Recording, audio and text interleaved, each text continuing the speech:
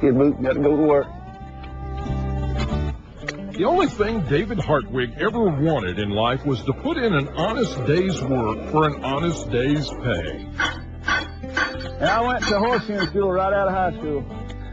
It's a neat way for a guy to make a living because you work, you get paid. You don't work, you don't get paid.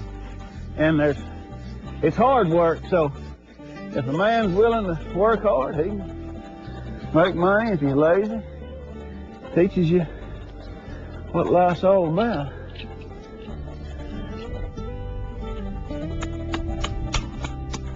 What makes a good shoer? You got to like a horse, and then you got to make that horse know you like it, and then he'll relax. In other words, this horse is relaxed. I run my hand up here like this, and he'll just relax that leg, and he don't care, and I can sit here all day long. And what makes them not comfortable is if they think that you're mad or upset. You want to concentrate on shoeing, not fighting. Now, you might think it's a lonely job out here fitting horses with footwear, but David doesn't work alone. He's got a knowledgeable and talented assistant with a cold nose and a wagging tail. Take it home. Take it to Barbara. Take it to Barbara all the way. Meet Skidboot, the most amazing dog you'll ever see.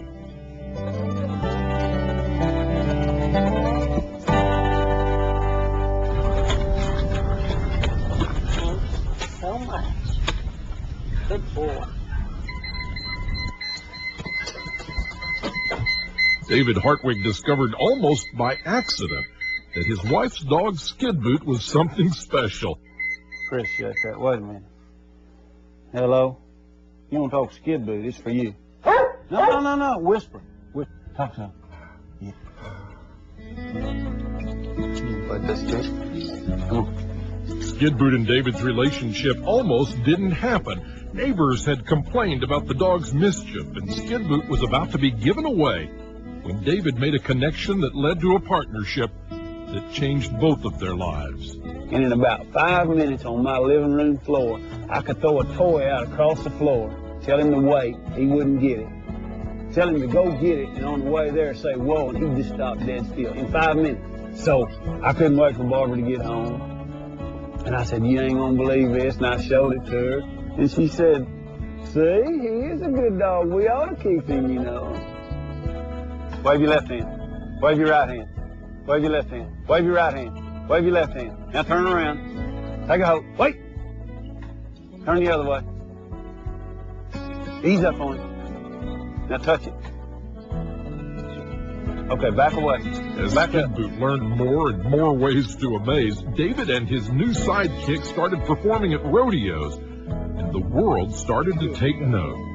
In the national competition Pet Star, the little dog from Quinlan, Texas won the grand prize. And the gold medal and $25,000 goes to Skidboot. From Letterman and Leno to a visit with Oprah, Skidboot's grown accustomed to the bright lights and limousines. You know, he changed my life. He opened doors for me. I've met people that I would have never met before in my life. Oh, we were on Oprah, you know. I mean, how are you going to meet Oprah, somebody like me? And Skidboot and me had a ball. Okay, now I'm going to count to 3. Skidboot, when I say 3, I want you to get that toy. But don't you get that toy until I say 3. And you better listen careful because I'm going to do the counting. 1, 2, 6. 7. Okay, I'll be nice. 14, 29, 98, 17, 3.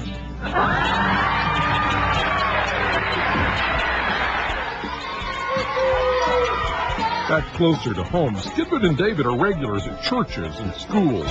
Skidboot lives to perform, and David sees it as his duty to bring Skidboot's joy to others.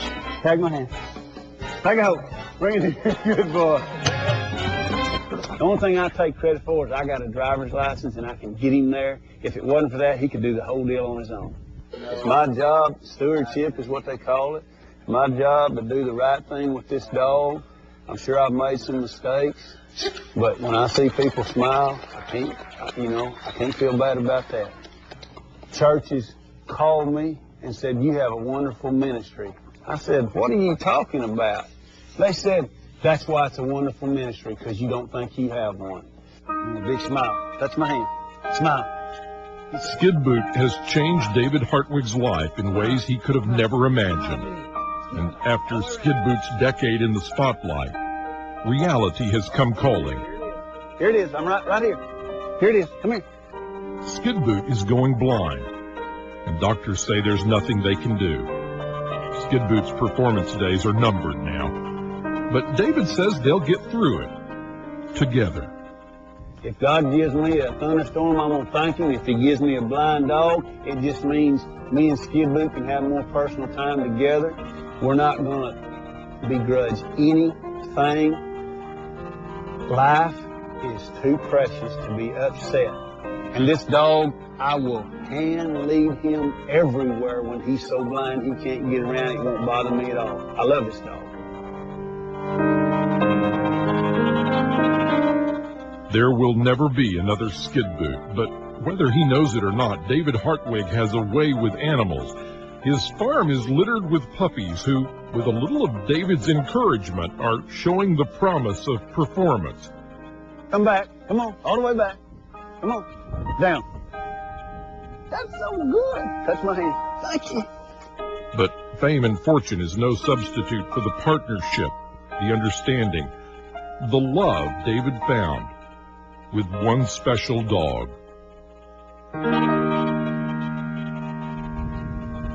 He's had a wonderful life. He's had a great life. What dog can buy a dually Ford pickup and then buy another one and pay his master's bills? He makes more money than I do shoeing. Show, flow, go. If anybody has ever had a child, then they know how I feel about this dog. That's the only way I can describe it. There's nothing that's more important to me than Skidboot. David Hartwig and Skidboot will continue to travel and perform until Skidboot decides it's time to retire. Skidboot won't live forever, but his legend will last long beyond his years. This story does have an uncertain ending, and its theme is something David Hartwig wonders about every day. What is this all about? Why did this happen to me? And the theme is the question, not the answer. And he's brought more joy into my life and lots of people's lives than all kinds of TV and fine cars and motorboats. Maybe that's the thing. I'm the luckiest cowboy ever. And some folks swear they don't think. Imagine that. We'll be right back.